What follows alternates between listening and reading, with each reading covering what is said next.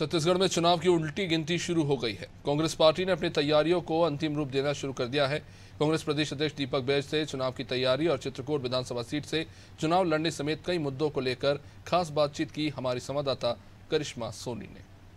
चुनावी वार्तालाप के लिए हमारे साथ छत्तीसगढ़ कांग्रेस के प्रदेश अध्यक्ष दीपक बैज जी हमारे साथ जुड़े हुए हैं। दीपक जी, सबसे पहला सवाल पूछना चाहूंगी कि आप भी इस बार चुनाव में हमें दिखने वाले हैं। चित्रकूट से आपको टिकट दी गई है, किस तरीके से आपकी चुनावी तैयारी है?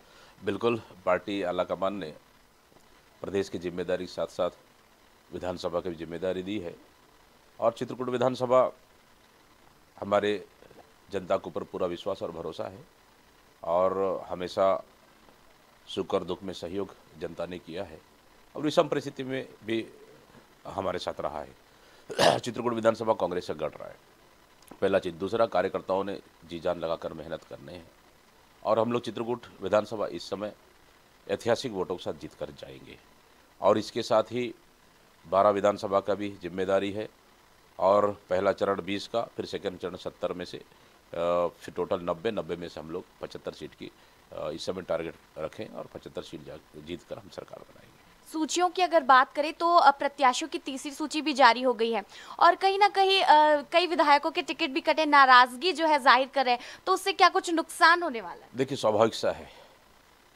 अगर किसी का टिकट कटता है 5 साल काम करने के बाद थोड़ा सा नाराजगी रहती है, लेकिन पार्टी का आदेश, आलाकमान का आदेश हम सबके लिए सर्वोपरि है। मैं शुरू से कहते आ रहा था कि हमारा टिकट वितरण का मापदंड सीट विनिंग कैंडिडेट होगा और उसी आधार पर ही आलाकमान ने डिसीजन लिया है और उनका निर्णय हम सबके लिए मान्य है। नाराज़गी है, हम लोग उनको मना लेंगे और सब मिलके साथ काम करेंगे। हमारा मकसद है छत्तीसगढ़ में सरकार बनाना, ताकि छत्तीसगढ़ की जनता के लिए फिर हम लोग आने वाला 5 साल फिर काम कर सकें उनके लिए। ये थे हमारे साथ कांग्रेस के प्रदेश अध्यक्ष दीपक बैज, जिन्होंने चुनावी वार्तालाप हमसे की और बस्तर की सीटों के बारे में हमसे चर्चा की। कैमरामैन हृदय के साथ करिश्मा सोनी, अनादि टीवी, रायपुर, छत्तीसगढ़।